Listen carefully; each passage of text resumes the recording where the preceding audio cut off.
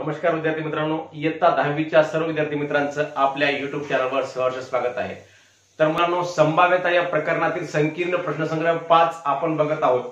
या संकीर्ण प्रश्नसंग्रह 5 मधला प्रश्न 9वा व प्रश्न 10वा आपल्याला या व्हिडिओमध्ये सोडवायचा आहे। पूर्वीच्या व्हिडिओमध्ये तुम्हाला सर्व प्रश्न 8 पर्यंतचे व्हिडिओ तुम्हाला पाठवलेले आहेत।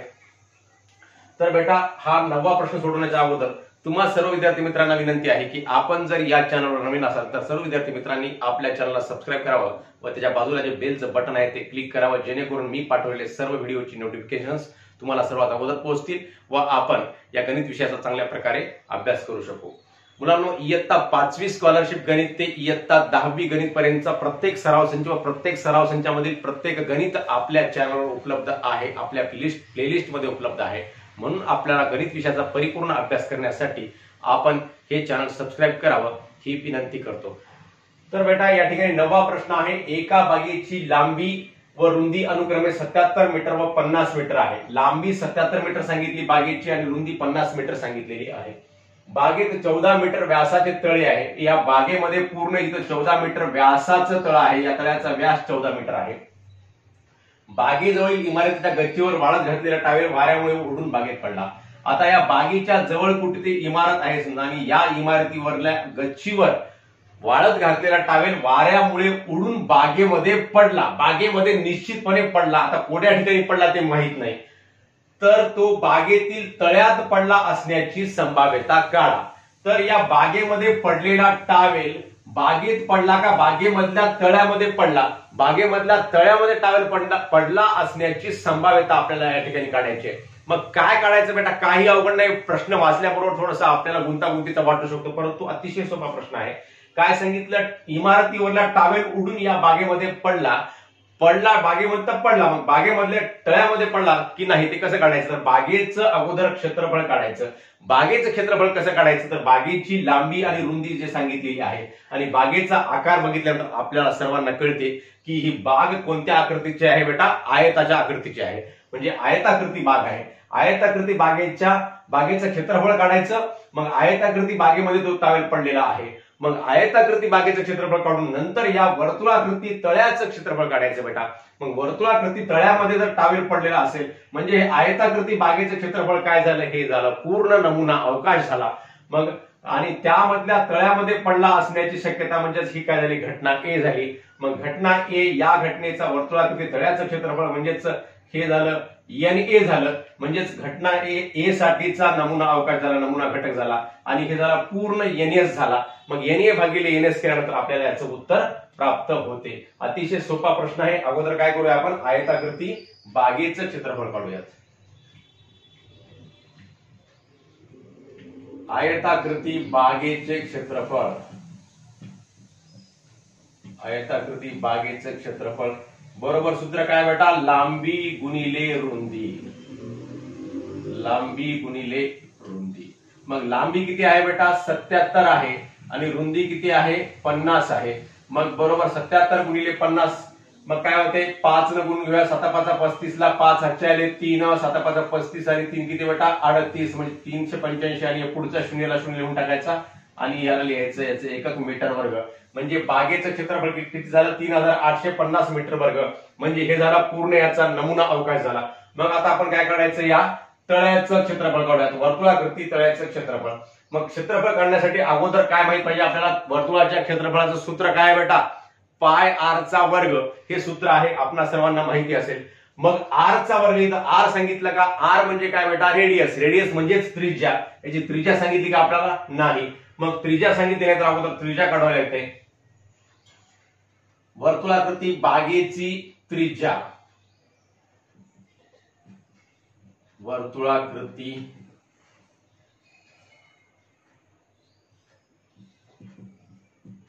बागेची त्रिज्या, त्रिज्या बरोबर काय असते बेटा? व्यास भागिले 2 असते। आपणास माहितच आहे व्यास किती आहे बेटा? 14 आहे, 14 मीटर। मग 14 भागिले 2 बरोबर 7 मीटर। याचा व्यास किती झाला? मग त्रिज्या किती झाली? मग 7 मीटर त्रिज्या झाली। म्हणून वर्तुळाकृती बागेचे क्षेत्रफळ, वर्तुळाकृती बागेचे क्षेत्रफळ. आता वर्तुळाकृती बागेचे क्षेत्रफळ आपण काढून घेऊयात. याचं सूत्र काय आहे? पाय आर चा वर्ग बरोबर पाय म्हणजे किती बेटा 22/7 गुणिले आर चा वर्ग म्हणजे 7 चा वर्ग म्हणजे 7 गुणिले 7.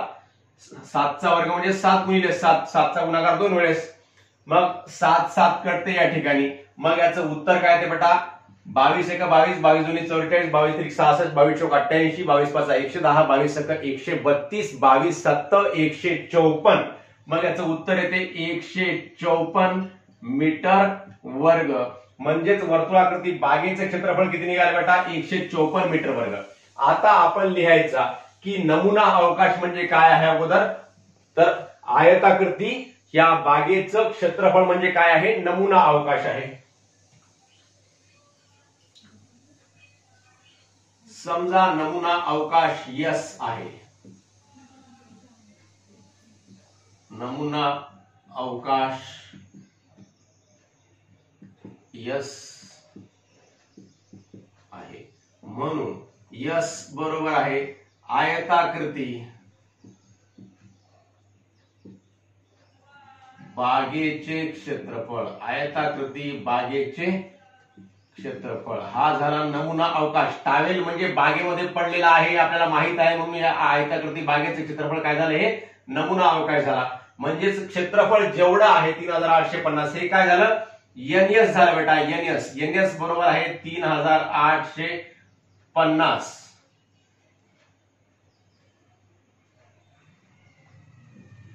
3850 मीटर वर्ग हे झालं एनएस.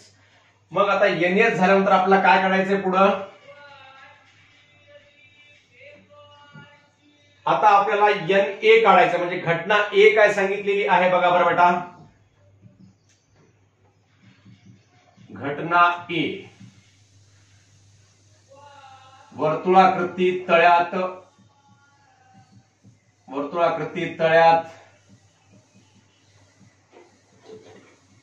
टॉवेल पडणे ही झाली घटना ए. म्हणजे बागेमध्ये पडलं तर आपल्याला माहित आहे परंतु या बागेमधल्या तळ्यामध्ये पडण्याची घटना काय होईल? बघे घटना ए होईल. मग ए बरोबर नमुना अवकाश काय होईल? ए बरोबर नमुना अवकाश काय होईल?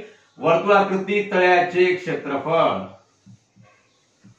वर्तुळाकृती तळ्याचे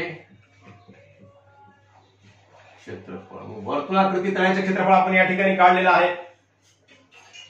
वर्तुळाकृती बागेचं नाही बेटा वर्तुळाकृती तळ्याचे क्षेत्रफळ या ठिकाणी चुकून लिहिण्यात आलं. वर्तुळाकृती तळ्याचे क्षेत्रफळ. मग वर्तुळाकृती तळ्याचे क्षेत्रफळ काय होईल बेटा? हे होईल एन ए. एन ए बरोबर आहे क्षेत्रफळ किती आहे वर्तुळाकृती तळ्याचं? 154 मीटर वर्ग हे आहे वर्तुळाकृती तळ्याचं क्षेत्रफळ आहे. मग आता आपल्याला या वर्तुळाकृती तळ्यामध्ये आपला टावेल वाळत घातलेला टावेल पडण्याची शक्यता काय होईल? मग आता ही कशी काढायची? म्हणून पी ए बरोबर आहे एन ए भागिले एन एस. हे झालं एन ए भागिले एन एस लिहायचं. मग एन ए किती आहे बेटा? 154 आहे आणि एन एस किती आहे तर 3850 आहे. 154/3850. मग आता 154 3850 ला भागायचं बेटा. कोणत्या संख्येचा भाग जातो बघा बरं? 2 चा भाग जातो परंतु 2 पेक्षा मोठी संख्या 4 चा जातो का? 4 चा जात नाही. 6 चा जात नाही. 2 भागूयात आपण. 2 7 14 1 उरला 2 7 14 77 झाले आणि इथं 2 1 1 उरला 18 झाले 92 18 2 2 4 1 उरला 2 5 10 1925 झालं. आता या संख्येला 11 ने भाग जातो का बघा? 11 7 77 वर भाग जातो. 11 1 11 8 उरले 11 7 77 11 येणार या दोन्ही संख्येला भाग जातो. 11 7 77 होते बेटा. 11 7 77 आणि खालच्या संख्येला भाग जातो तर 11 1 11 8 उरले इथं झाले 82. मग 11 7 77 आणि 11 7 77 इथं किती उरले? मग आता अजून 5 उरले झाले 55. मग 11 5 55. तर या 7 ने 175 ला भाग जातो का बघा? 7 2 14 3 उरले भाग जातो. 7 एक 7 आणि 7 दोन्ही 14, 7 दोन्ही 14 किती उरले मग 3 उरले 35 झाले, 7 5 35. म्हणून PA बरोबर आहे 1/25. PA बरोबर किती आलं मग आता या ठिकाणी 1/25 हे उत्तर आलेलं आहे. मग काय विचारला प्रश्न, तर तो बागेतील तळात पडला असण्याची संभाव्यता काढा. म्हणून तो टॉवेल बागेतील तळ्यात पडला असण्याची संभाव्यता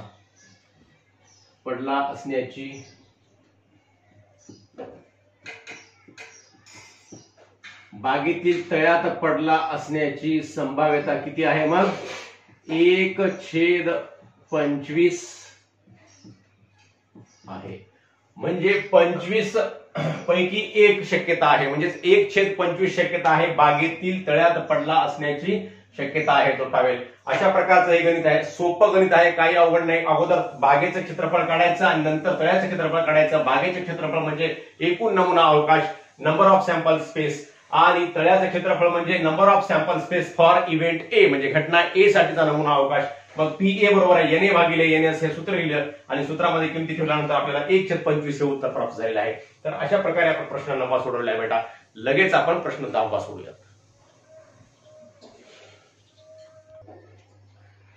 तर मुलांनो पुढचा प्रश्न आहे या ठिकाणी 10वा. संधीच्या एका खेळामध्ये 1 2 3 4 5 6 7 8 यांपैकी एका अंकावर बाण स्थिरावतो आणि त्या समसंभाव्य निष्पत्ती आहेत. संधीचा एक खेळ असतो बघा अशा प्रकारचा. आपण कोणत्या यात्रेमध्ये वगैरे गेलं, एक्झिबिशन मध्ये वगैरे गेलं तर अशा प्रकारचा खेळ तिथं असतो. मग यामध्ये काय होते, हे बाण फिरवायचा असतो आणि हा बाण गोल फिरून कोणत्या तरी एका अंकावर स्थिरावतो. 1 2 3 4 5 6 7 8 या 8 अंकापैकी एका अंकावर बाण स्थिरावतो. कोणत्याही अंकावर तो स्थिरावू शकतो. या सर्व निष्पत्ती कशा आहेत, समसंभाव्य निष्पत्ती आहेत म्हणून सांगितलं. म्हणजेच या सर्व शक्यता कशा आहेत, सम आहेत, सारख्या आहेत. कोणत्याही शक्यता, कोणतीही निष्पत्ती कशी आहे, समान आहे. मग पुढील घटनांची संभाव्यता काढा म्हणते. ह्या सर्व घटना सांगितलं तर ह्या सर्व संभाव्यता काढायच्या. कोणत्या, तो बाण 8 या अंकावर स्थिरावणे. 8 या अंकावर स्थिरावणे ही झाली घटना ए. दुसरा काय, तो बाण विषम अंकावर स्थिरावणे. विषम म्हणजे कोणता बेटा, ज्या संख्येला 2 ने निशेष भाग जात नाही ती संख्या विषम, म्हणजे समान वाटणी करता न येणारी संख्या. समान 2 पूर्ण भागामध्ये वाटणी नाही करता येणार आहे. म्हणजे 1 3 5 7 ह्या विषम संख्या झाल्या. पुढचा आहे बाणाने दर्शवलेली संख्या 2 पेक्षा मोठी असणे. म्हणजे 1 2 पेक्षा मोठी संख्या असलेल्या संख्येवर बाण स्थिरावणे ही झाली घटना सी. आणि घटना डी काय म्हणते, बाणाने दर्शवलेली संख्या 9 पेक्षा लहान असणे. म्हणजे 9 पेक्षा या सर्व संख्या लहान आहेत. मग या घटनेसाठी सुद्धा आपल्याला या ठिकाणी नमुना अवकाश काढून या घटनेची सुद्धा आपल्याला संभाव्यता काढायची आहे. अशा प्रकारच्या 4 संभाव्यता काढायच्या. तर अगोदर काय करावं ते मुलांनो आपल्या सर्वांना माहिती आहे. अगोदर काय करायचं असते, नमुना अवकाश लिहायचा आणि नमुना घटकांची संख्या लिहायची म्हणजे S आणि NS. मग अगोदर S बरोबर काय लिहिता येईल, मग आपल्याला S बरोबर आहे पूर्ण हे जे अंक आहेत हे अंक लिहून टाकायचे. 1 2 3 4 5 6 7 आणि 8. मग हे झालं 8. मग या ठिकाणी आपल्याला म्हणून NS किती, मग आता NS बरोबर आहे 8. NS बरोबर किती झाला बेटा, 8 झालेला आहे. मग अशा प्रकारे आपण NS या ठिकाणी लिहून टाकला. मग आता आपण काय लिहायचं, अगोदर घटना ए क्रमांक 1 लिहून टाकायचा. तो बाण 8 या अंकावर स्थिरावणे. यालाच आपण घटना ए लिहूया बेटा. म्हणजे हे जे एक क्रमांक सांगितला आहे, एक क्रमांक आपण या ठिकाणी लिहिला. आपल्याला थोडीशी जागा कमी पडली म्हणून आपण या ठिकाणी ही लिहिण्याची आवश्यकता नाही. आपण सरळ लिहून टाकू घटना ए. तो बाण 8 या अंकावर स्थिरावणे. तो बाण 8 या अंकावर स्थिरावणे. मग 8 या अंकावर बाण स्थिरावणे यासाठीचा ए साठीचा नमुना अवकाश काय होईल बेटा, ए साठी 8 फक्त 8 वर स्थिरवला पाहिजे बाण. म्हणजे 1 2 3 4 5 6 7 कुठं स्थिरवला नाही पाहिजे. मग फक्त या 8 पैकी फक्त 8 वर स्थिरवला पाहिजे. म्हणजे 8 लिहून टाकायचं. मग 8 म्हणजे याच्यामध्ये किती नमुना घटक झाले, मग number of sample space for event A, म्हणजे घटना ए साठी नंबर ऑफ सॅम्पल स्पेस म्हणजे नमुना घटकांची संख्या किती आहे बेटा? 1 आहे फक्त. म्हणून पीए बरोबर आहे NA भागिले NS. हे सूत्र आपणास माहितच आहे, म्हणजेच काय होते बेटा? 1/8. म्हणून पीए बरोबर आहे 1/8. हे उत्तर या पहिल्या घटनेसाठी आपल्याला प्राप्त झालेलं आहे, 1/8.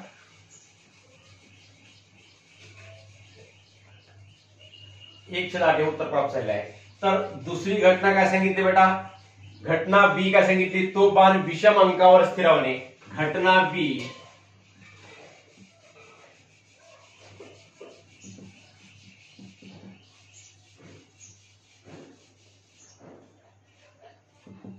तो बाण विषम अंकावर स्थिरावणे. आता हा बाण विषम अंकावर स्थिरवण्याची घटना सांगितली. विषम तुम्हाला आता सांगितलं. विषम म्हणजे कोणते कोणते अंक? 1, 3, 5, 7. आपल्या सर्वांना माहिती असेल, माहिती नसलं तरी लक्षात राहू द्या. विषम म्हणजे ज्या संख्येचे 2 समान पूर्ण भागामध्ये विभागणी होत नाही, या संख्येला विषम संख्या म्हणतात. समजा 1 पेन 3 पेन ज्या असतील यांचे समान 2 भागामध्ये विभागणी होईल का? नाही. तसंच ज्या संख्येला 2 ने निशेष भाग जात नाही त्या संख्येला सुद्धा विषम संख्या म्हणतात. 1, 3, 5, 7, 9, 11, 13, 15, 17 ह्या सर्व काय विषम संख्या आहेत. आणि सम म्हणजे 2 समान पूर्ण भागामध्ये विभागणी होणाऱ्या, किंवा ज्या संख्येच्या एकक स्थानी 0, 2, 4, 6, 8 असते, किंवा ज्या संख्येला 2 ने पूर्ण भाग जातो, अशा संख्येला समसंख्या म्हणतात बेटा. म्हणजे तो बाण विषम अंकावर स्थिरावणे ही संख्या संभाव्यता विचारलेली आहे या घटनेची. मग बी बरोबर काय लिहायचं? बी बरोबर नमुना अवकाश काय येईल? विषम संख्या 1, 3, 5, 7. 1, 3, 5, 7 हा झाला नमुना अवकाश बी साठीचा. म्हणजेच number of sample space for event B किती आहेत? 4 आहेत. म्हणून पीबी बरोबर काय येते मग आता?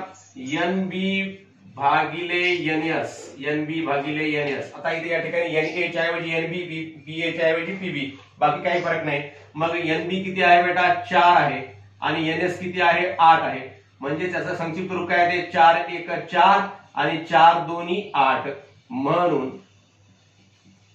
PB बरोबर आहे 1/2. हे उत्तर या ठिकाणी प्राप्त झालेलं आहे, 1/2.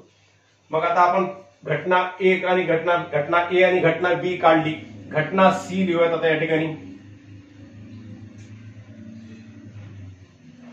घटना सी काय सांगितले? घटना सी बाणाने दर्शवलेली संख्या 2 पेक्षा मोठी असणे.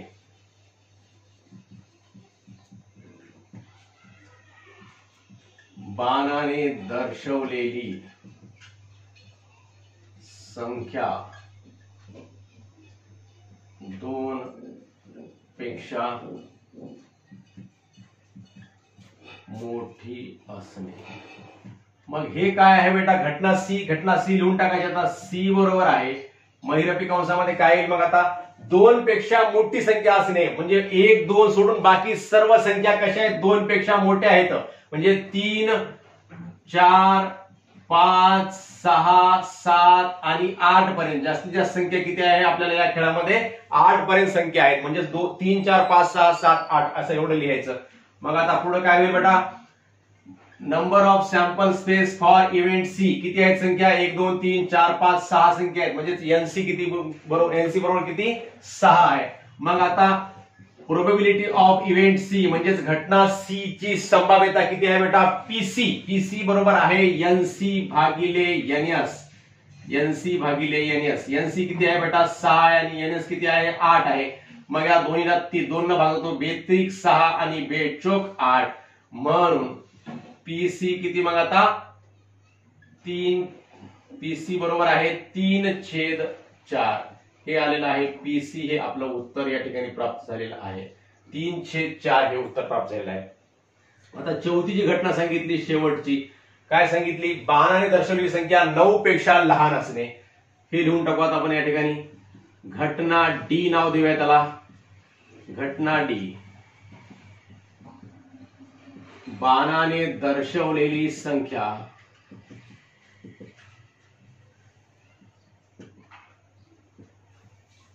9 पेक्षा लहान असणे.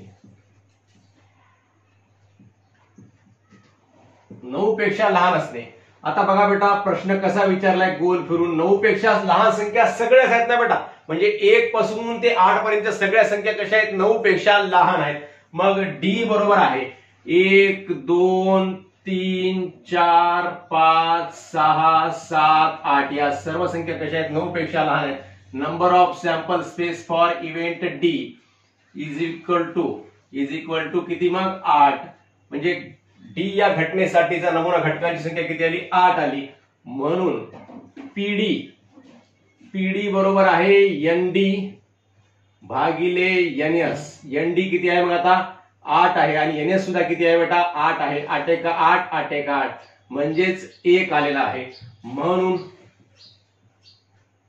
पीडी बरोबर आहे 1. या घटनेची संभाव्यता किती आहे, 1 आहे. म्हणजेच कोणता तरी अंक 8 पैकीच येईल, म्हणजे ही संभाव्यता पूर्ण 1 आहे संभाव्यता. अशा प्रकारे म्हणजे आपला जो इथे एनडी विचारला, एनडी सांगितलेला आहे तो पूर्ण एनएस सारखाच आहे, म्हणजे एस सारखाच आहे. आपल्या घटना डी सेम सारखाच आहे, दोन्ही नमुना अवकाश. म्हणजे त्याचं उत्तर किती येईल, मग 1 उत्तर येईल. अशा प्रकारे कोणताही प्रश्न विचारला तरी आपल्याला उत्तर काढता आलं पाहिजे. समजा असं विचारलं, बाणाने स्थिरावलेली संख्या, बाणाने दर्शवलेली संख्या मूळ संख्या असणे. मग यामधल्या मूळ संख्या कोणत्या, 2 3 आणि 5 आणि 7. म्हणजेच 4 नमुना घटक आले असते याच्यामध्ये आणि 4/8 म्हणजेच 1/2 संभाव्यता आली असते. कोणतेही प्रश्न विचारू शकतात. बाणाने दर्शवलेली संख्या 8 पेक्षा मोठी असणे. 8 पेक्षा मोठी असणे मग एक तरी आहे का याच्यामध्ये, मग तो काय आला असता, रिक्त कंस आला असता बेटा. अशा प्रकारे कोणताही प्रश्न विचारला जाऊ शकतो आणि कोणताही प्रश्न विचारला तरी त्याचं आपल्याला उत्तर या ठिकाणी लिहिता आलं पाहिजे आणि लिहिता येईल. अशा प्रकारच्या प्रश्नांचा चांगल्या प्रकारे सराव करणे आवश्यक आहे मुलांनो. मग अशा प्रकारे आपण प्रश्न 9वा व 10वा या ठिकाणी सोडवलेला आहे. आपणा सर्वांना हा भाग समजला असल्यास व व्हिडिओ आवडला असल्यास नक्की आपल्या मित्रांना शेअर करा व व्हिडिओवर लाईक व कॉमेंट सुद्धा अवश्य करा मुलांनो. धन्यवाद. जय गुरु.